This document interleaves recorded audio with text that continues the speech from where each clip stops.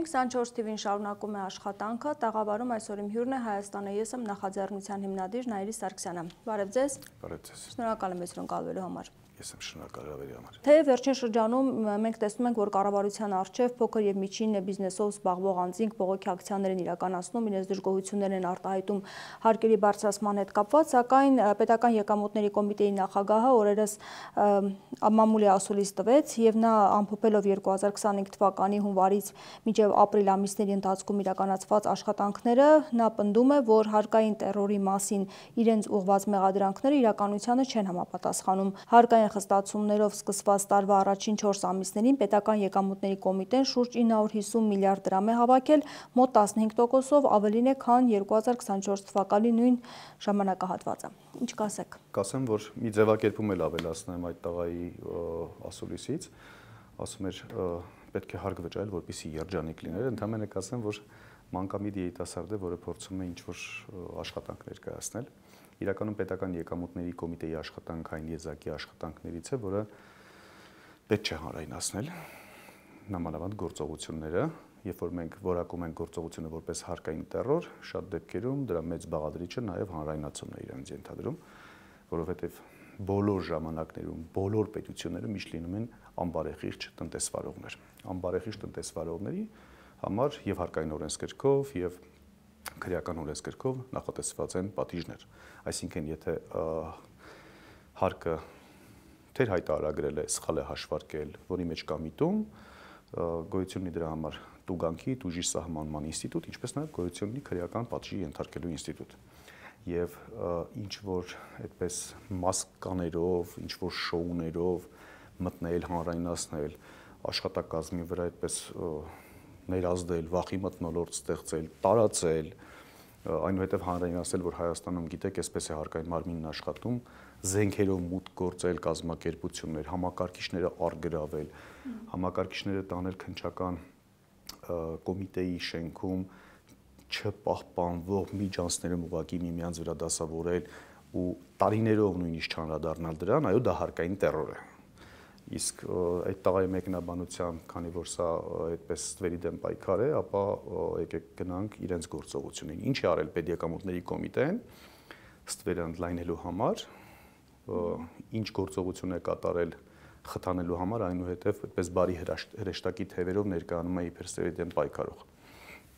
Դուք կհիշեք, խմիչքից օգտվելու ժամանակ ջուր ինչ-որ հյութ առնելու ժամանակ հանդիպում եք նրա վրա փակցված դրոշմապիտակներ։ Կհիշեք այդ դրոշմապիտակները։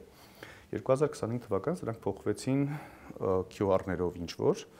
որոնք որ նախ ինքնարժեքի առումով շատ ավելի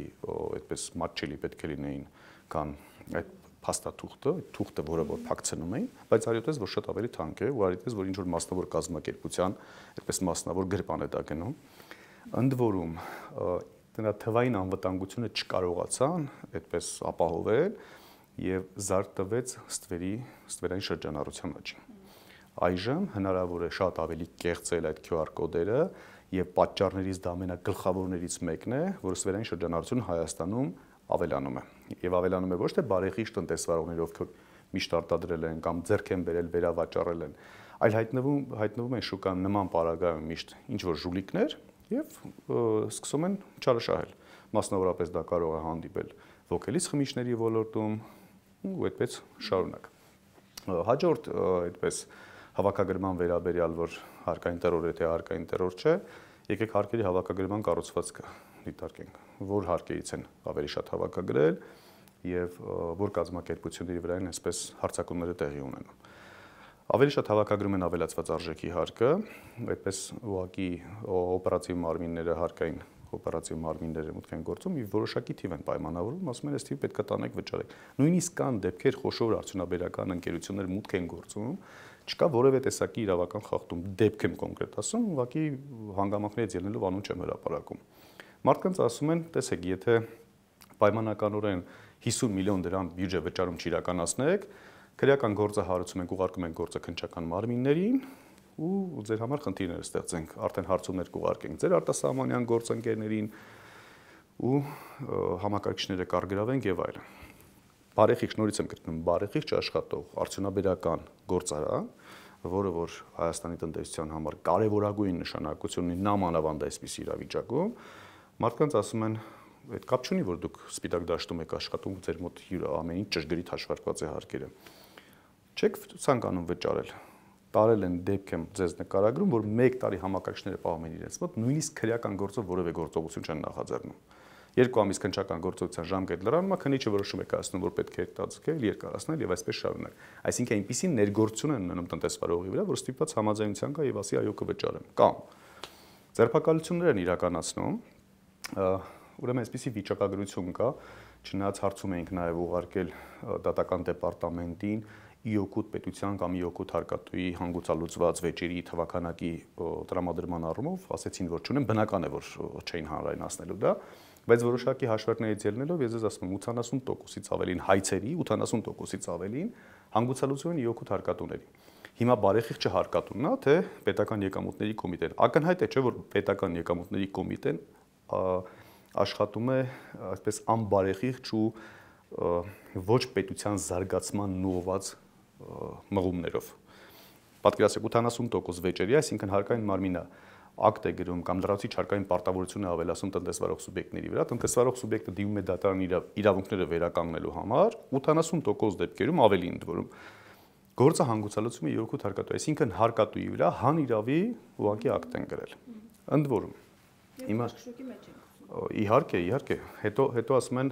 չգիտեմ, այսպես հավաքագրում ենք։ Ընդ որում այս գործողությունները, որ հարձակումներ են գործում նախորդ տարիների վրա, այսինքն կարող են նրան գնան, ասեն 2022 թվականի, 23 եւ 24 թվականների համար ճշգրտում ներկայացրեք։ Սա չեղավ, որ ստվերային տնտեսության այդպես շրջանառության կրճատումը տեղի ունեցել, սա եղավ ուղղակի, որ նախորդ տարիների իրենց բացթողումների վրա պետական եկամուտների կոմիտեն 25 թվականին աշխատում է։ Այդ տեղին կլիներ այդպիսի հայտարարություն իրականացնելը, որ գումարը հավաքագրված լինի 2025 թվականի պայմանականորեն առաջին եռամսյակի շրջանառության վերաբերյալ։ Այնպես որ այսքան ծավալուն ներկայացնում են, որ պետական եկամուտների կոմիտեի նախագահը ասուլիսում ստել է, այո սա հարկային տերոր է եւ ոչ թե ստվերի դեմ պայքար։ Իսկ կոռուպցիայի դեմ ընդհանուր առմամբ ինչ պայքար է հիմա ընթանում, որովհետև գոնե հայտարարությունների եւ հրապարակային այսպես տեքստերի մեջ տեսնում ենք, որ այն ակնհայտ կա եւ Փաշինյանը ամեն օր գրեթե այդ մասին խոսում է, հրապարակումներ է անում իր Facebook-յան էջում։ Իրականում ինչ պայքար է ընթանում կոռուպցիայի դեմ։ Կոռուպցիայի դեմ պայքարը շատ լավ հարց է տալիս։ Ես կոռուպցիայի դեմ պայքար չեմ տեսնում։ Մենք պարբերաբար տեսնում ենք տարբեր 2026 թվականի ընտրություններին ընդառաջ շոուներ, քարոզարշավի տարբեր դրսևորումներ Նիկոլ Փաշինյանի կողմից։ Այդ շոուներով ներկայացնում է հատիկ ինչ-որ Range Rover-ների կամ UAZ-ների հետ վերադարձներ, ներկայացնում է ծառայողական, հիշեք ինչ լոզունգներով եկել իշխանության, որ պատավատապետություն է Հայաստանի Հանրապետությունը, չգիտեմ, կարմիր գծապետություն եւ արագաչափապետություն է Հայաստանի Հանրապետությունը, ու ինչ անում ենք հենց հիմա։ Հատիկ առ հատիկ Range Rover-ը իբր թե վերադարձնում պետություն եւ ուղիղ եթերում ինչ որ TikTok-յան հարթակներում ինչ որ A4 ֆորմատի թղթի վրա տրանսպորտային միջոցների ջնջումներ իրականացնում ծառայողական ավտոմեքենաների։ Մենք երբևէ ականատես եղել ենք այդպիսի Range Rover-ներից, UAZ-ներից, որքան մասն է վաճառվել, այդ գումարները մտել են պետբյուջետ, թե չեն մտել։ Այդ ծառայողական ավտոմեքենաները, որոնք որ շահագործումից դուրս են եկել, վաճառվել են, թե չեն վաճառվել, թե վերաբաշխում է տեղի ունեցել։ Թե ընդամենը Նիկոլ Փաշինյանը հարցը ավարտել է TikTok-յան հարթակում ջնջելով։ Ձևական բնույթ ունի այսինքն։ Իհարկե ձևական է։ Ընդ որում, արդյոք այդ պատավատապետության դեմ պայքարը, ընդ որում, հո Նիկոլ Փաշինյանը այդ մեքենաները չի վերցնում, արդյունք չստեղծող, բառից բուն իմաստով պորտաբույծի նման ազգային ժողովում օրինակ նստած, նույնիսկ շատ հաճախ այդ սեղմակների տեղը չի իմացող, որը պետք է սեղմի, падգամավորի կամ ինչ որ այլ իրենց արդյունք չստեղծող պաշտոնյաների մեքենաներն են կրճատում, թե Հայաստանի Հանրապետության համար արժեք ստեղծող, ընդ որում Հայաստանի Հանրապետությունը դեռևս այս պահին որ կործանված չէ ու վերջնականապես լուծարված չէ, մենք պետք է մի շնորհակալություն հայտնենք այն պետական ծառայողներին, վարչության պետեր, բաժնի պետեր, ստորին խավի աշխատակազմ, այդ թվում փոխնախարարներ, ովքեր որ իսկական պետական ծառայողներ են եւ ոչ թե քաղաքական թիմի անդամներ։ Եվ այս մարդկանց համար հոգսերի որոշակի թեթևացման առումով նաեւ այո պետք է ծառայողական տրանսպորտային միջոց տրամադրվի։ Նիկոլ Փաշինյան, քեզ եւ քո Ալին Սիմոնյանին հաստատ չի ասում տրանսպորտային միջոց։ Օրինակ կարող է հետ բերել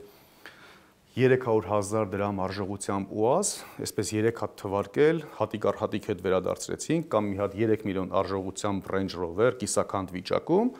բայց քանի այդպիսի մեքենաների հետ վերադարձի վաճառքի արժեքն է փոխհատուցում Ալեն Սիմոնյանի ծառայողական ավտոմեքենայի արժեքը։ Ազգային ժողովի նախագահի, որը բայց ազգային ժողովի նախագահը կամ վարչապետը չունենան ավտոներ։ Այսպիսի ազգային ժողովի նախագահն ու վարչապետին նույնիսկ ոտքով գնալն է շատ։ Ես բազմից հայտարարել եմ, իրենց տրանսպորտային միջոց չի պետք, իրենք պետք է իշով երթևեկեն։ Իհարկե համապատասխան այդ ուղեկցող բաներ կային, չէ, հին ժամանակներում կհիշեք, ինչ որ անդադ կարգն է գալիս մտքից, բայց կարգերի դեպքում իրեն շատ ճոխ կլինի։ Ամեն դեպքում կոռուպցիայի դեմ պայքար Հայաստանի Հանրապետությունում չի տարվում, դրա լավագույն օրինակը միշտ հայտարարում եմ այդ մասին, դրա լավագույն հիմնավորումը բոլորիցս լավ տրամադրում է հաշվեկնիչ պալատը, պետական գնումների կեսը, որ տեղի ունենում մեկ անձից գնումով, որի իրավունքը Հայաստանի Հանրապետության գնումների մասին օրենքով սահմանված նրանք չունեն։ Հետևաբար նաև իրավախախտումներով են դա կատարում։ Կոռուպցիայի դրսևորում է հովանավորչությունը, շատ ավելի, այո, ժողովրդի հետ անմիջապես շփվող պետական ծառայողների որոշակի այդպես հատվածում մանր կաշառակերությունները տեսանելի չեն կամ միգուցե վերացել են ինչ-որ վայրերում։ Իրենք գիտեք ինչից են ելնում, որ ասում են կոռուպցիայի դեմ պայքար ենք մղում։ Այսինքն հասարակության անմիջական շփման հատվածում դա վերացնում են, ավելի մասշտաբային մեծ վերին մակարդակներում են դա կատարում, որպեսզի դուք տեսնեք, բայց օրինակ ձեր կողքին չտեսնի։ Ոնց որում ձեր կողքի 10 հոգին չտեսնեն, միայն դուք տեսնեք։ Այն 10 հոգին, որ ասեն չկա կաշառք, դուք ասեք չկա կաշառք, որպես 10 հոգին ձեզ չհավատա։ Այսինքն սա էլ է տեխնոլոգիապես այդպես։ Դուք կարծում եք կամք չկա արմատախիլանելու կոռուպցիան, թե հնարավորություններ չկան, որովհետև թիմից գոնե հնչում են, որ հնարավոր չէ մեկը լինի կոռուպցիայի մեջ եւ մնա մեր թիմում եւ մենք պայքար ենք մղում։ Փաշինյանը անզիջում է այդ հարցում։ Այդպիսի բան գոյություն չունի, որովհետև Անիֆի դեպքը, 60 միլիոն դոլարից ավելի դեպքը, գումարած լաստանավերի գործարքը, գումարած պետական ավիաընկերություն հիմնելու գործարքը, Չորնավահանգստի գործարքը, սրանք միայն պետբյուջեից ֆինանսավորվող գործարքների մասին եմ ասում։ Չորնավահանգիստն է ֆինանսավորվել։ Դե դեռևս քննարկվում էր այդ հարցը։ Ֆինանսավորվեց, նախնական այդպես նույնիսկ շինարարական աշխատանքները սկսեցին ու ամեն ինչ մնաց օդում կախված։ Քերոփյանը հեռացրեցին կամ դուրս եկավ։ Տեսեք, չի կարող այդպիսի մասշտաբային կոռուպցիոն գործարքներ լինեն, պետության ղեկավար դրանց տեղյակ չլինի։ Եթե տեղյակ չի, ապա դրան պետք է այդպիսի հայտարարություններ անմիջապես նույնիսկ հայտարարության չպետք է հասներ, իրավապահ համակարգը պետք է բացահայտեր ու անձնիկ ձերբակալվեին։ Ինչ ցույց տվեք ձերբակալվածանց։ Սա ոչ այլ ինչի մասին է, քան նրա մասին, որ սա համակարգային է եւ հասնում է մինչեւ կառավարության ղեկավար, գործադիր մարմնի ղեկավար մինչեւ հասնում է սա։ Հետևաբար կոռուպցիայի դեմ խոսելիս մենք պետք է բոլոր այսպիսի դեպքերի հիշատակենք եւ հասկանանք, որ դա Նիկոլ Փաշինյանից չի կարող ուղղակի հեռու լինել։ Ընդ որում Նիկոլ Փաշինյանը ուղղակի, տեսեք, ոչ թե Նիկոլ Փաշինյանը անզիջում պայքար է տանում կոռուպցիայի դեմ, այլ ակտիվների վերաբաշխման անզիջում պայքար է տանում։ Օրինակ, ինչ էր մասնավորապես Երևան քաղաքի կենտրոն համայնքում գտնվող անշարժ գույքի ամենաշատ այսպես բացասական հետևանքները թողել է Երևան քաղաքի կենտրոն համայնքի վրա գույքարկի փոփոխությունը։ Եթե ոչ կոռուպցիայի դրսևորում, եթե ոչ նրանց մղումներն ու նպատակադրումը կոռուպցիայի ձեռնելով էին։ Կհիշեք, մի падգամավոր ունեին, որը հիմա կարծես թե դարձել է անկախ падգամավոր, ինչ էր ասում, ասում էր դե չեն կարողանում գույքահարկի վճարը վճարեն, թող վաճառեն գնան, այսինքն այս թափառախումբը ուներ այդպես Երևանի կենտրոնում հասարակական առևտրային տարածքներ ունենալու, բնակարաններ ունենալու ցանկություն եւ մոլուց, բայց նա չուներ այդքան հմտություն, գաղափար եւ կրթություն արդար աշխատանքով դրան հասնելու համար եւ նրանց պետք էր իշխանություն, որպեսզի այդ կոռուպցիոն մեխանիզմը այնպես գործարկեն, այդ թվում պետական իշխանական լծակները գործադրելով նրանք կարողանան գույքի վերաբաշխում իրականացնել։ Ինչու սա կոռուպցիա չէ։ Իհարկե կոռուպցիա է։ Հիմա այս թեման ինչու է այսքան օրակարգ բերվել հենց իշխանության կողմից, սա նախընտրական այսպես քարոզչության թեզ է, որը խոստանում է նա ժողովրդին, որ իրեն ժամանակ տան եւս 5 տարի եւ ինքը այն ինչ խոստացել է 2018-ին կյանքի կկոնչի, թե ինչ հարց է եւ ազգային ժողովում այն վեճը, որ մենք տեսանք Փաշինյանի ներկայությամբ հարց ու պատասխանի ժամանակ հենց կոռուպցիային էր վերաբերում, երբ Փաշինյանը դուրս եկավ ափերից եւ վիրավորական արտահայտություններ արեց։ Տեսեք, երբ որ ես գալիս եմ ձեզ շատ գովաբանում եմ ինչ որ մրգի մասին, եւ ասում գիտեք ինչ լավն է, անպայման փորձեք, այդպես ինքը կարող է շատ գեղեցիկ փաթեթավորում ունենալ, նույնիսկ հոգեբանորեն իր վրա հոգեբաններ աշխատած լինեն, որպեսզի գունային համադրությունը ձեր ձեռք բերելու ցանկության վրա ազդեցություն թողնի։ Դուք ի վերջո մի օր կհամոզվեք եւ այդ միրգը ձեռք կբերեք։ Բայց հենց բացեք եւ տեսնեք, որ նրա մեջը փդած է, որ նույնիսկ խոտի չեք կարողանում դուք նրան մոտիկ գնալ, ես երկրորդ այդպիսի միրգ չեմ կարող ձեր վրա վաճառել։ Փաշինին այդ փդած միրգն է։ Նրան երբ որ կարողացան փաթեթավորած ներկայացնել հայ ժողովրդին, որոշակի թեզերով, հիմա անդրադառնամ թեզերին։ Հետո հայ ժողովուրդը բացեց տեսեց, որ ներսը փտած է, հայ ժողովուրդը այլևս երկրորդ անգամ ձեռք չի բերի այդպիսի ակտիվ։ Հետևաբար նրանք խնդիր ունեն այս խնձորը ժողովրդին վաճառելու եւ այդ վաճառքի համար նոր մեխանիզմներ մշակելու։ Ինչով եկավ Փաշինյանի իշխանության, եկեք հիշենք։ Արագաչափերի դեմ պայքարով։ Ավալացան արագաչափերը, թե ոչ։ Թալանը հետ բերելով, հետայեկել Թալան, թե ոչ, թե ավելի է թալանվել։ Վստահաբար ավելի է թալանվել, եթե մենք մի եթերաժամ միայն տրամադրենք Թալանի թվային հիմնավորումներին, ես այդ թվում թուղթու գրիչով եւ ցուցանիշներով ձեզ կհյուրընկալվեմ եւ թվերով կհիմնավորվենք, թե ինչպես է Թալանը ավելի շատացել։ Կարմիր գծերի դեմ պայքար։ Կարմիր գծերի դեմ պայքար, այնուհետև գների սակագների բարձրացում, հարկային տերորի դեմ պայքար, ինչ տեղի ունեցավ։ Բոլոր հարկատեսակների դրույքաչափերի բարձրացում, հարկային բազաների ընդլայնում, այդ թվում փորձում էին ամբողջ հասարակության ներկաշեն դարձնեն առանձին հարկատուներ։ Դեռևս կասեցված է, բայց դա չեն հասցնի հաջողել։ Խոսում էր գույքարկի այդ թվում բարձրացում, տրանսպորտի սակագների բարձրացում, այդ թվում արդեն նախաձեռնեցին մարզայինի բարձրացում։ Խոսում են կրթության մասին, բայց մարզից նամանավանդ մեր Երևանյան շրջաններում ուսանողները, ովքեր որ իրենց բնակության վայրից հասնում են համալսարաններ եւ հետ են վերադառնում, այդ թվում տրանսպորտի վճարով խոչընդոտում են նրանց մուտքը համալսարան, այդ թվում դրանով։ Այս մարդը հիմա այս ամեն ինչ արեց։ Մարտի 1-ի բացահայտում, հոկտեմբերի 27-ի բացահայտում։ Դեռևս քննվում է հարցը։ Դատապարտել, բոլորին պատասխանատվության ենթարկել եւ այլն, հետո քրեական գործեր հարուցել նախկին երկու նախագահների վրա, ամբողջ 7 տարի կառավարման ժամանակահատվածում ոչ մի արդյունք չգրանցել, ընտրություններին ընդառաջ մի քանի ամիս առաջ նորից նրանց վրա քրեական գործեր հարուցել։ Խի այդ տղա 7 տարի առաջ դու չգիտեիր, որ կարող ես այդ մարդկանց վրա գործեր հարուցել, ինչ ես 7 տարի ուշ հարուցել։ Այսինքն սա ազնվության գնահատականն է նաեւ, որ նա անազնիվ է։ Հիմա այս փդած խնձորին ինչ են ուզում անում, փաթեթավորում են տարբեր եղանակներ, ասում են օրինակ նույն խորհրդատուները, թիմը, որը աշխատում են իրան փաթեթավորելու վրա, ասում են դեպի փորձարկենք, որովհետև անհնար է փդած բանը մենք չենք կարող մարդու վրա ծախենք։ Քեստի փաթեթավորենք։ Ինչով են փաթեթավորում։ Բանի ակցիաներով։ Կհիշեք 2024 թվականի հունվարի 3-ից մեկնարկեց այդ կախիչ ակցիաներով։ Հետո բանից պարզվեց Փաշինյանը որ գնում էր դպրոցներ, ստուդենտներ իրականացնում։ Հետո իբրև մարդիկ էր աշխատանքից ազատում եւ այլն։ Հետո պարզվեց, որ այդ կախիչները, այդ ցնցողները, բանը տարբեր դետալներ, որոնք որ շուկայում թվերը առանց չափազանցության եմ ասում, օրինակ ինչ որ դուշը հնարավոր է շուկայում ձեռք բերել 750 դրամով, ձեռք էր բերել 17000 դրամով։ Այսինքն այս շոուներից նույնիսկ բացահայտվեց, որ այստեղ նույնպես կա կոռուպցիա, կա շարակելություն։ Այնուհետև շարունակեց հեծանվարշավներով, հետո հասկացան չի աշխատում, այնուհետև շարունակեց TikTok-յան լայվեր, չգիտեմ ինչ բլոգերությամբ, այնուհետև տեսան, որ դա էլ չի աշխատում։ Հետո գնացին ընտանեկան ոդքասթներ, տարբեր ձևաչափեր, հետո կեպի փարթիներ, այսպես տարբեր ձևաչափերով աշխատեցին։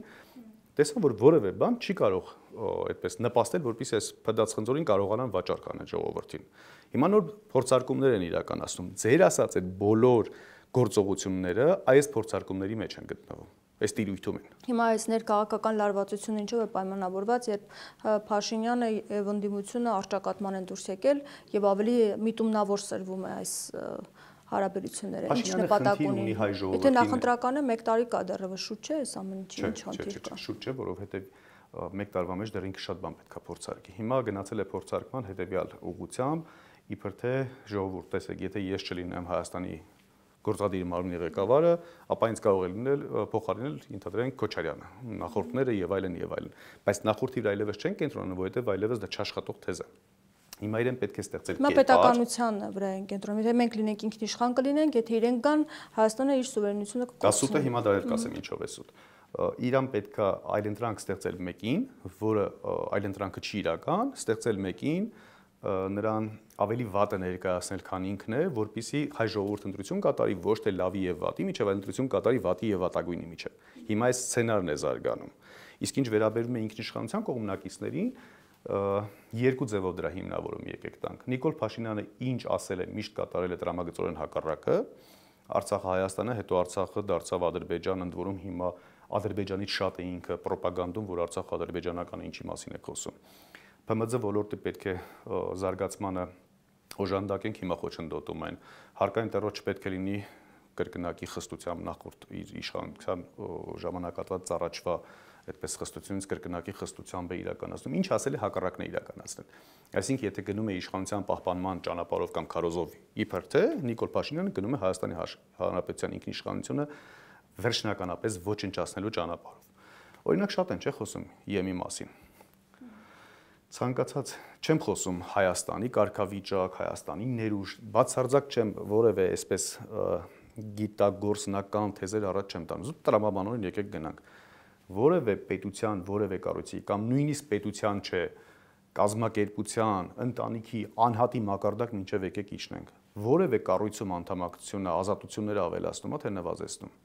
Օրինակ, որ դուք դառնաք, չգիտեմ, լրագրողների միության անդամ։ Դրանք ձեր լրագրողական գործունեությունը ընդլայնելու են, թե հակառակը սահմանափակելու են։ Վստահաբար պետք է սահմանափակեն, որովհետև դուք ստորագրելու եք կանոնակարգ, որ օրինակ չի կարելի պայմանականորեն եմ ասում, էլի, գործադիր մարմնի ղեկավարին Հայաստանի Հանրապետության ասել, չգիտեմ, տգետ, պայմանական։ Սահմանափակվեց թե չէ ձեր ազատությունը։ Այո, սահմանափակվեց։ Անվտանգությունը կապահովեն։ Տեսեք։ Հիմա Եվրոմիությանը անդամակցելով, եթե տեսականորեն պատկերացնենք ամեն ինչ նորմալ է եւ դա հնարավոր սցենար է, ինքը դնում է որոշակի սահմանափակումներ, իրավունք չունես այս ինչ անելու, այն ինչ անելու, այն ինչ անելու։ Օրինակ մաքսատուրքերի վրա իրավունք չունես միանձնյա որոշել դուրիքաչափ կիրառել, հարկադուրիքները պետք է այսպեսին լինի, բարձր լինեն, օրինակ ԵՄ անդամ մյուս երկրների ինչ որ կամ առաջատար երկրներում ավելացված արժեքի հարկի եթե 25%-ը դու ելես պարտավոր 20-ից 25 դարձնելու, սա ինքնիշխանության սահմանափակում է։ Ինչ վերաբերում է անվտանգությունը, Եվրոպական միությունը անվտանգություն տրամադրող ստեղծող չի, անվտանգություն սպառող է, նույնիսկ ամոթը դրա մասին խոսել է։ Մի չեմ հիշում ով էր արել հայտարարությունը, բայց լավագույնս բնութագրող քաղաքական հայտարարություններ արել, որ 500 միլիոն եվրոպացիները դիմում են 300 միլիոն ամերիկացիներին, որպեսզի իրենց պաշտպանի 100 միլիոն ռուսներից։ Սրանից լավագույն բնութագրիչ Եվրոպային որպես անվտանգության տրամադրողի թե սպառողի, ընդ որում եվրոպական կառույցներից մեկից էր, կվերհիշեմ ով էր արել։ Բայց ամեն դեպքում Հայաստանը չի գնում Եվրամիություն, որովհետև Արադ Միրզոյանը Լավրովի հետ հանդիպման ժամանակ ասաց, որ մենք չենք գնում Եվրամիություն եւ բանակցություններ էլ չենք տանում այս ուղղությամբ։ Այսինքն այս օրակարգը ըստ էության կեղծ սին օրակարգ է, փուչ օրակարգ է, տեսեք, այդպիսի բան գոյություն չունի։ Ես նաեւ բարեկամաբար բոլորին խորհուրդ եմ տալիս ոչ թե վերլուծությունները կառուցել Նիկոլ Փաշինյանական իշխանության որևէ անձանց ելույթներից ելնելով, որովհետև նախ այնտեղ չկա բովանդակություն, որի վրա կարողանաք հենվեք, երկրորդ այնտեղ չկա ճշմարտության նշույլ, որ կարողանաք դրա վրա հենվեք, այլ գնանք ռեալ իրականությունից ելնելով։ Ուր է գնում Հայաստանը դեպի։ Բացի Թուրքիա այլտեղ չի գնում Հայաստանը։ Ցանկացած հարթակում պատրաստ եմ այս թեզը պաշտպանելու եւ վստահեցնում եմ, որ չի էլ գտնվելու այդպիսի փորձագետ, որ հակառակ կարողանա թեկուզ 10%-ով հիմնավորի, որ Հայաստանը գնում է դեպի ԵՄ։ Չկա այդպիսի բան։ Բայց եթե գնում ենք Թուրքիա, այդ դեպքում ինչու ենք Թուրքիայից եւ Ադրբեջանից այդքան անբարյացակամ վերաբերմունք տեսնում եւ առասարակ Ալբանիայում տեսանք Փաշինյանի հանդեպ ինչ վերաբերմունք էր, ինչ բացատրություն կա։ Ում հանդեպ ենք տեսնում անբարյացակամ վերաբերմունք։ Մի հատ որ ասեք Փաշինյանի հանդեպ։ Փաշինյանի հանդեպ ես չեմ տեսել անբարյացակամ վերաբերմունք, որովհետեւ հակառակը շատ դեպքերում նրանք տարբեր տակտիկական քայլեր են օգտագործում։ Գիտեք, անբարյացկամ ասելով պետք է մի քիչ էլ դրա փիլիսոփայական իմաստի մեջ դիտարկենք հարցը, էլի, որովհետև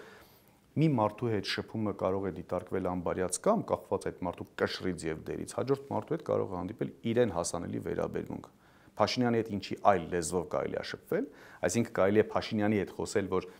խնդրում եմ ես մի կտոր հողնել դուրս, չէ, նրա հետ շփվում են Էրդողանի եւ Ալիևի հետեւյալ կերպ։ Այդ տղա էս մի կտորն էլ պետքա տաս։ Եվ սա իր վաստակած այդպես տոնն է եւ վերաբերմունքն է իր հանդեպ։ Հետևաբար, եթե դուք ասում եք անբարյացկամ, ես գործող իշխանության հանդեպ անբարյացկամ վերաբերմունք չեմ տեսնում, նրանք ստանում են այն, ինչին հասանելի են։ Այ անբարյացկամ վերաբերմունք տեսնում եմ Հայաստանի Հանրապետության եւ հայ ժողովրդի հանդեպ։ Փաշազադեր ինչ էր դրանց մեջից հայտարարել էր, որ մեր պատմական ուչ միածինը, չգիտեմ, դուք անվանափոխել եք Էջմիածին, եք դարձրել եւ այլն։ Այսա ոչ թե անբարյաց կամ սա թշնամական վերաբերմունք ու մոտեցում է ու հավակնություն է Հայաստանի Հանրապետության այդ թվում տարածքների հանդեպ Ադրբեջանի եւ Թուրքիայի կողմից։ Ինչու են շարունակաբար ու հետեւողականորեն բանակը կազմալուծում։ Ինչու՞ չէ որ նրանք Փաշինյանը հրահանգստացել ամբողջ այդպես բանակի վերջնականապես ապամոնտաժման ու քանդման, այնուհետև բանակի ինչ որ սահմանապահ ուժերով, էական էլ չէ արդեն որ կառույցին կենթարկվեն այդ ուժերը, ուղղակի այդպես տեղակայելով ու որևէ մարտական գործողության ընդունակություններ չտրամադրելով, տեխնիկա չտրամադրելով, այդպես ուղղակի ցույց տան, որ մեր սահմանին մարդ է կանգնած, ընդամենը։ Հիմա այս ամենը ինչպես կարող են կանխել ընդդիմությունը։ Դուք կարծում եք եւ առասարակ միջև ընտրություններ հնարավոր են ինչ-որ գործընթացներ հաջորդեն եւ ինչու չեն հաջորդում գործընթացներ, կարծում եք։ Փողոցային պայքար չենք տեսնում, առասարակ այն ընդդիմությունը նաեւ խոչընդոտական երկուսն էլ։ Տեսեք, խորհրդարանականը կարծում եմ այլևս չի կարող, որովհետեւ խորհրդարանականն էլ այդպես։ Գիտեք, ես սովորություն չունեմ ընդդիմությանը քննադատելու, որովհետեւ յուրաքանչյուր ընդդիմություն աշխատում է այնքան, որքան նա կարող է։ Հետևաբար ընդ որում ընդդիմությունը չունի այդպես լծակներ եւ այլն, ընդդիմությունը պետք է լինի գրագետ, ճիշտ մարտավարություն, ճիշտ ռազմավարություն ընտրելով եւ այլն։ Հիմա չեն հաջողել։ Ինչ է տալու մեզ ընդդիմությանը քննադատելը։ Եթե պետք է առարկայական ու հիմնավոր քննադատել, հազարավոր քննադատություններ հնարավորություններ իշխանապողության փողոցային պայքարը։ Իհարկե ունեին հնարավորություններ, բայց չօգտվեցին այդ հնարավորություններից։ Հիմա պետք է արդեն արտախորհրդարանական ընտրությունը այսպես դերը վերցնի ձեռքը ու հետևողականորեն գնա իշխանապողության։ Իսկ այստեղ արդեն ինչու չեն բա իրականացնում, այդ ինչուն բարդ հարց է բավականին, որովհետև ինչուներին շատ այսպես հանրահայտ պատասխաններ կան։ Նրա համար, որովհետև ռեսուրսների անբավարարություն ունեն, որովհետև դժվար է։ Բայց առանձին բոլորը ռեսուրսներից են դժգոհում, բայց միաբանություն էլ տեղի չունենում արտախորհրդարանական։ Նույնիսկ ամբողջ արտախորհրդարանական ինտիմության ընդհանուր ռեսուրսների հանրագումարը դուք պատկերացրեք ում դեմ պետք է դուրս գա կռվի։ Մի մարդու ով այսօր իշխանության եւ Հայաստանի պետական բյուջեն ծառայեցնում է բացառապես քարոզարշավի նպատակով, ոչ թե Հայաստանի Հանրապետության զարգացման, ով ունի անձնական ահռելի միջոցներ եւ ռեսուրսներ, որը օգտագործում է իր այսպես քարոզարշավի նպատակով եւ որ անվերապահ աջակցություն է վայելում Թուրքիայի։ Այսինքն հավաքական թեկուզ արտախորհրդարանական ընդդիմությունը պետք է կռվի այս 3 կապիտալի դեմ։ Պատկերացնում եք, այսինքն սա իրենից արդեն իսկ բարդություն է ներկայացնում շատ լուրջ։ Հետևաբար պետք է աշխատել այնպիսի ճշգրտությամբ, որպիսի հնարավոր լինի այս խոշորագույն կապիտալին հաղթել։ Ու դա հնարավոր է։ Ինչու ոչ շուտ, այստեղ գիտեք նորից պետք է գանք ռեսուրսների համադրելիության խնդրին։ Եթե ես գտնեմ, որ հնարավոր է այդ համադրելիության արդյունքում վաղը կատարել գործողություն ու հեռացնել Նիկոլ Փաշինյանին, հավատացեք, որ ես եթերից առաջ սկսած կլինեի այդ գործողությունը ու նման շատ մարդիկ ինչու չի հաջողում կամ չեն հաջողում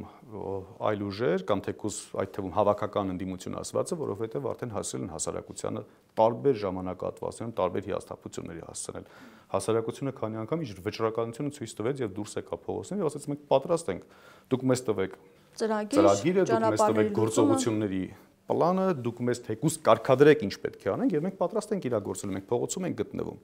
Եվ ընդդիմությունը ձախողեց։ Չի կարելի երբեք հասարակությանն ասել դուք եք ձախողել։ Սա կոնկրետ ձախողեց կազմակերպիչը, կոնկրետ ձախողեց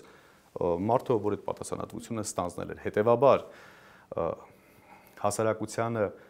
3-4, որքանով որ ես հիշում եմ տարբեր այդպես շարժումներ, տարբեր ճակատների ձևավորումներ, 4 տարվա ընթացքում 4 անգամ, այսինքն տարին նվազագույնը 1 անգամ հիասթափեցնելով դժվար է 5-րդ անգամ էլ հասարակությանը վստահություն ներշնչել, որ չէ, այս մի դեպքը հաստատ վերջինն է ու հաստատ լինելու է։ Նամանավանդ, որ մի քանի ամիս է մնացել ակտիվ քարոզարշավի սկսելու փուլին։ Բայց նորից եմ կրկնում, հնարավոր է այդ թվում մինչև 26 թվական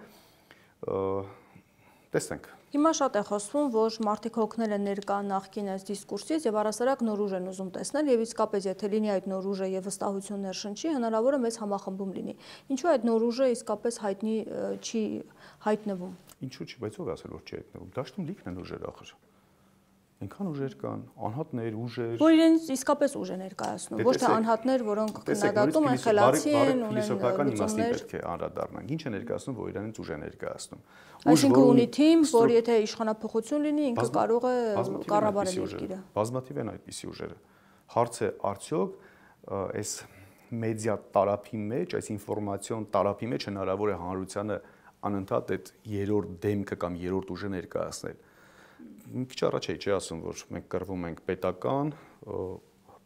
մեծահարուստ փաշինյանական անձնական եւ այդ թվում թուրքական կապիտալի դեմ։ Պատկերացրեք, եթե ամենաէլեմենտար եկեք հաշվարկով գնանք, եթե դուք բացում եք առավոտյան ձեր հեռախոսը եւ ծանոթանում եք լուրերին, դուք եթե մեկ անգամ կտեսնեք օրինակ Հայաստանի ԵՍՄ-ի մեկնաբանությունը ինչ որ բանի վերաբերյալ, մեկ անգամ եթե օրվա մեջ տեսնեք, ապա նրան ծախսած ռեսուրսով դուք առնվազն 60 անգամ տեսնում եք Նիկոլ Փաշինյանին, չէ՞։ Այսինքն 61-ի հարաբերակցությամբ։ Դրա համար էլ այդ տրամադրվածությունը դեռևս չի ձևավորվում, բայց ես ձեզ վստահեցնում եմ, որ կգա X փուլում եւ այդ հավասար կռիվ ու ներկայացումը տեղի կունենա։ Իսկ ընտրություններով կարծում եք իշխանապողություն հնարավոր է։ Չեմ կարծում, համոզված եմ։ Ինչու եմ կարծում։ Նիկոլ Փաշինյանը չունի վստահության, Նիկոլ Փաշինյանը չի կարող վերարտադրվել։ Բայց ինչու է այդ փդած խնձորի օրինակը այդքան շատ բերում։ Այդ հիասթափությունը այո կա, բայց հարցը թե ով է այլընտրանք լինելու եւ ժողովուրդը արդյոք կընտրի այն մարդկանց, ովքեր որ ներկայացված կլինեն։ Այսինքն թե այլընտրանքը ինչպիսի կապ կստեղծի հանրության հետ եւ ինչպես կմատուցի իր գաղափարները եւ ինչպես կստանա այդ վստահության քվեն։ Բայց որ մեկին, 3-ին, 5 ուժի թեկուզ դա կհաջողվի, դա վստահեցնում եմ ձեզ որ կհաջողվի։ Միգուցե մի անձնյա մեկ ուժը միայնակ չկարողանա, թեև դա էլ պետք չի բացառել։ Բայց Նիկոլ Փաշինյանը, եթե նույնիսկ այսպես ռացիոնալ վերլուծություններով գնում ենք, հաշվի առնելով նրա գործող վարկանիշը, հաշվի առնելով վարչական ռեսուրսի չարաշահումը, հաշվի առնելով այսպես իրավական ակտերի փոփոխությունները, ընդդիմադիրների վերաբերյալ տարբեր տեսակի հարձակումները, նույնիսկ այդպիսի իրավիճակում Նիկոլ Փաշինյանը չի կարողանում, այդպես ասած, իշխանության համար անհրաժեշտ քվեն ստանալ։ Դուք կարծում եք ինքը դա անցալում է կամ թիմը ունի այդ անհանգստությունները։ Նիկոլ Փաշինյանի մենք ամեն ինչ կարող ենք ասել։ Տգետ, չգիտեմ, պետականագործան, ինչ ասեք կարող ենք ասել Նիկոլ Փաշինյանին, բայց որ նա չհասկանա, որ իր ապահովությունը, իր իշխանության պահպանման համար ունի հնարավորություն թե չունի, դա չենք կարող ասել, որովհետև դա ուղիղ փոխկապակցված է նրա ընդհանրապես գոյության հետ։ Այսինքն այս լարվածությունը, որ մենք տեսնում ենք եւ ակտիվացումը նաեւ իր կնոջ պայմանավորված է այս հանգամանքներով, այսինքն իրենք տեսնում են այդ վտանգը, որ իշխանապողություն կարող է լինել։ Այո, դրանք բոլորը փորձարկումներ են, տեստավորումներ են, իրենց, այսպես ասած, ապագա քարոզարշավի, թե որ գաղափարի շուրջ կամ որ գործողությունների շուրջ կառուցել։ Բայց կարծես թե ընտրել են խաղաղությունն է եւ կոռուպցիայի դեմ պայքարը։ Տեսեք, չեն ընտրել։ Կոռուպցիայի դեմ պայքարով ասեցին, խաբեցին։ Դե հա, բայց շարունակում են։ Սկզբից ասեցին դուք աղքատ եք, հայ ժողովրդին ասեցին դուք աղքատ եք, որովհետեւ իշխանությունը ձեզ կեղեքում է։ Հետո իր իշխանության ժամանակ ժողովուրդը ավելի աղքատացավ։ Աղքատության ցույցը վերին շեմով աղքատության 42%-ից բարձր է։ Իրական աղքատը տգետ եք, չեք սովորում։ Չէ, տեսեք, ես սա իրականությունն եմ ասում։ Հիմա ինքը տեսավ, որ աղքատության ցուցանիշն ավելի բարձր է, հետո հիշում է ինչա չէ ասել ժողովրդին, ասել է որովհետև ձեզ կեղեքել են։ Հիմա ինքը չի կարող ստանձնել, որ ինքն էլ է կեղեքել։ Դե հակառակ դեպքում հարց է առաջանում ժողովրդի կողմից, արա փաստորեն դու էլ ես մեզ կեղեքել, որ մենք չենք հարստատնում, սկսեց հակառակ թեզը։ Դուք տգետ եք, դուք անգլերեն չգիտեք, որ մոշած աճեցնեք, այնինչ, անտրամաբանական այսպես ցնդաբանություններ, չէ՞։ Դուք չգիտեմ, ձեզանից ինչ եք ներկայացում, դրա համար դուք չեք էլ կարող հարուստ լինել։ Այո, դա ձեզ հասնում է եւ դուք պետք է այդպես էլ լինեք։ Նախկին ներկա այդ դիսկուրսը այլևս չի կարող բերել հանրային դաշտ, որովհետեւ հոգնեցրել են նույնիսկ մարդկանց։ Որովհետեւ նախկին ներկա, եթե մարդիկ ժամանակին նույնիսկ կողմ չէին Նիկոլ Փաշինյան կամ նրա թիմին ընտրելու, բայց ասում էին հանուն կեղեքիչներից ազատվելու մենք պատրաստ ենք մեր ձայնը տրամադրելու, հիմա նույնիսկ սա չի կարող աշխատել։ Դրա համար եմ ձեզ կրկնում, ինչ դուք տեսնում եք, դրանք բոլորը փորձարկումներ ու տեստավորումներ են։ Կաշխատի դա որպես քարոզչության միջոց, թե ոչ։ Հենց տեսնում են, որ չի աշխատում, նոր բան են փորձում։ Քանի հատ ընտանեկան ոդքասթ իրականացրեց։ 3 հատ մոտավորապես տեսա, որ չի աշխատում, ասեցին չէ չանեսել։ Դրանից հետո սուր քննադատության է արժանանում շատ մտքեր, որոնք Հայաստանին վերաբերող հնչեցվում էին այդ ժամանակ։ Այդ ոդքասթի ընթացքում։ Այժմ ինչ գործողություն են նախաձեռնել ընտանիքով։ Հիմա արդեն գնում են հետ քայլի փուլ են արդեն մտնում, որովհետև տեսան դա էլ չի աշխատում, որովհետև նրանք գնում են կրթվել են նորաձև շարժում են իրականացնում, ստիպողաբար պետական համայնքային ծառայողներին տանում են մասնակցության, այդ մարդիկ ճիշտ գրագետ մարդիկ, չէ՞, այսինքն պետական ծառայողը, հանրային ծառայողը, մանկավարժը, ամենակիրթ մասսանը, չէ, մեր հանրության ամենակիրթ հատվածն է, չէ, գնում եւ տեսնում ենք ցնդաբանության մասին են խոսում, նրանից ինքը ավելի է սկսում հիասթափվել ու զզվել այս իշխանությունից, այսինքն դա կարող է մեդիա կամ, չգիտեմ, այդ սոցիալական հարթակներում որոշակի ֆոն ապահովի, բայց որ մեջը փդածը չկա այնտեղ որևէ նյութ, որը կարող է գեթ մեկ նյութ, որը կարող է հետաքրքրել ներկաներից որևէ մեկին, ապա ինքը չի կարող իրականության վրա, հողի վրա չի կարող ինքը արդյունք ցուցաբերել։ Մեդիա տիրույթում նորից եմ կրկնում, միգուցե որոշակի ֆոն ժամանակավոր ստեղծի, որ այո, աշխատում է այս մեթոդը։ Ըստ էության նաև նպատակը մարդկանց հետ շփումն էր, որովհետև Փաշինյանը դասմր խմբեր կազմեք իրական Հայաստանի մասին հավաքվենք խոսանք, այսինքն շրջաններում մարդկանց համախմբել, շփվել, ոչ։ Դուք հիշեք, որ Փաշինյանը ինչ էր անում իշխանության սկզբից, ինչ որ յուրաքանչյուր անգամ անբովանդակ 100 կետի մասին էր խոսում, հիշեք։ Բոլորը անբովանդակ էր իհարկե։ 2018-ից հետո էր։ Այո, պարբերաբար յուրաքանչյուր ամիս ինչ որ մի մարզում, ինչ որ մի հատ պես ասուլիսով հանդես էր գալիս։ Հիմա եթե մենք անդրադառնանք այդ 100 կետերին, մենք կտեսնենք, որ դրա մեջ չկա ոչ մի բան, ու ինչն էլ ինքը ֆիքսում էր որպես խնդիր, այժմ այդ խնդիրը լուծված չի։ Բայց դա իրար նաև տալիս էր լեգիտիմ առիթ գնա հանրության մեջ լինի անդադ եւ այլն։ Հիմա այդ թվում մեզանից է վերցել այդ ձևաչափով հանդիպումները։ Տեսա, որ մենք հանրության հետ պարբերաբար տարբեր ձևաչափով հանդիպումներ ենք իրականացնում, գործար հատվածի հետ իրենց խնդիրների վերաբերյալ ու ընդ որում էական հարց լուծող խնդիրներ վերաբերյալ լուծումներ առաջարկելով, հայտարարագրման վերաբերյալ ակցիաներ իրականացնելով, իրական խնդիրներին լուծում տալով մենք հանրության հետ հանդիպումներ ենք իրականացնում։ Ինքը այդպես սեմինարների եւ հանդիպումների ֆորմատ որոշեց, բայց քանի որ ներսը դատարկ է, բովանդակություն չկա, անուն դրեց, կրթվելը նորաձև չէ, սկսենք դրանից, կրթվելը պարտադիր է, կրթվելը կենսապահանջ է Հայաստանի Հանրապետության դեպքում նամանավան։ Կրթվելը նորաձև է, ինքնին արդեն դատարկ է, արդեն խնդրահարույց, արդեն չի կարելի այդպիսի բառ օգտագործել։ Դուք պատկերացրեք դրա տակի բովանդակությունը ինչ կլինի։ Եվ հիշեք մի դրվագ Նիկոլ Փաշինյանից, չէ՞ որ պետք է մարդիկ մենք կրթվել մեկ անգամ գնալու։ Այո, որովհետև նույնիսկ սեմինարներով հնարավոր է այո կրթվելու ցանկության վրա ազդել, բայց որ դեպքում հաջողակ մարդիկ, ովքեր որ կարողացել են 0-ից կամ մինուսից ստեղծել արդյունքներ եւ նրանք գնան պատմեն թե ինչ խոչընդոտներ են հաղթահարել, այո, սա կարող է մոտիվացնել կրթության հանդեպ սեր ունեցողներին կամ նույնիսկ սեր չունեցողներին, բայց որ այս մարդիկ գնում են հետո այդպես հիստերիկ տոնով գոռում են, որ դու վարչապետից բացի քեզ էլ պիտի փող, այս հիստերիկ շարժումները նույնիսկ բովանդակություն չունենալու մասին են խոսում։ Հետևաբար սա ընդհանրապես քարոզ արշավային որոշակի այդպես ֆորմատ փորձեցին աշխատասեն, հասկացան, որ դա ավելի բացասական հետևանք է ունենում, քան հիմա նոր բան են ման գալիս։ Սկսեցին, դա էլ սկսեցին, ուղղակի չեմ ուզում, գիտեք, ինտելեկտուալ ինսուլտ կարող ենք միմյանց հետ ստանանք, երբ որ նույնիսկ իջնենք այդ մակարդակին, այդ հարցերը քննարկենք, չգիտեմ, 1000-րդը սկսել են ընտանիքով նորից, հիմա դրանից էլ են արդեն սկսել հետքայլ իրականացնել։ Շնորհակալ եմ զրույցի համար։ Զրուցում էի Հայաստանը ես եմ նախաձեռնության հիմնադիր Նայիրի Սարգսյանի հետ։ Շարունակեք մեզ հետևել, կհանդիպենք։